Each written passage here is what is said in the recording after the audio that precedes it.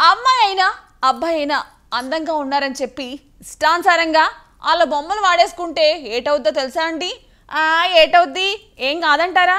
మీరు అలాగే అనుకోండి, కానీ ఆ హీరోయిన్ మాత్రం అలా అనుకోలేదండి. నా బొమ్మ నా పర్మిషన్ లేకుండా ఎక్కడ పడితే అక్కడ ఎలా పడితే అలా వాడేసుకుంటే నేనెందుకు ఊరుకుంటానంటూ ఏకంగా పెద్ద కోర్టులోనే కేసు ఎట్టేసిందండి. అప్పుడు ఆ కోర్టు ఏటన్నదో తెలుసా? నేనే అంత చెప్పేస్తే అక్కడ మా అక్క ఫీల్ అవుద్దిలేండి, ఎందుకంటే మ్యాటర్ ఎట్టుకుని రెడీగా ఉంది కదా. ఇంక నువ్వు కంటిన్యూ అయిపోక్క. వాణిజ్య ప్రకటనలో హీరో హీరోయిన్ల ఫోటోలు వాడడం చాలా కామన్. అధికారికంగా వాడుకునే వాటికైతే రెమ్యునరేషన్ కూడా బాగానే ఇస్తారు. ఇప్పుడు సమస్య ఏంటంటే అనధికారికంగా వాడడమే. ప్రముఖ బాలీవుడ్ నటి ఐశ్వర్యరాయ్ బచ్చన్ ఈ విషయంలో ఢిల్లీ హైకోర్టు మెట్లెక్కారు.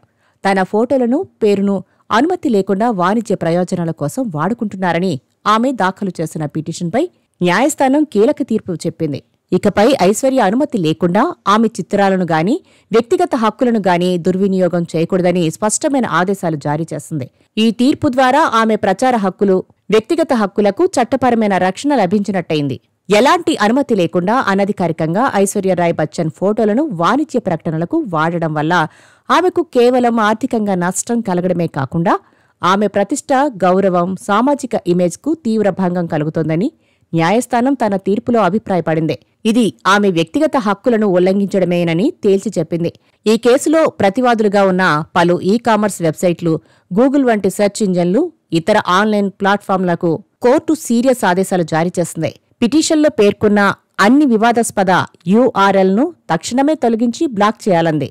నోటీసులు అందుకున్న 72 గంటల్లోగా యూఆర్ఎల్ను బ్లాక్ చేయాల్సి ఉంటుంది. 7 రోజుల్లోగా ఈ ఆదేశాలను పూర్తిగా అమలు చేయాలని కేంద్ర ఐటీ, సమాచార శాఖకు కోర్టు స్పష్టమైన సూచనలిచ్చింది. సెలబ్రిటీల వ్యక్తిగత హక్కుల పరిరక్షణ విషయంలో ఈ తీర్పు ఒక మైలురాయిగా నిలుస్తుంది.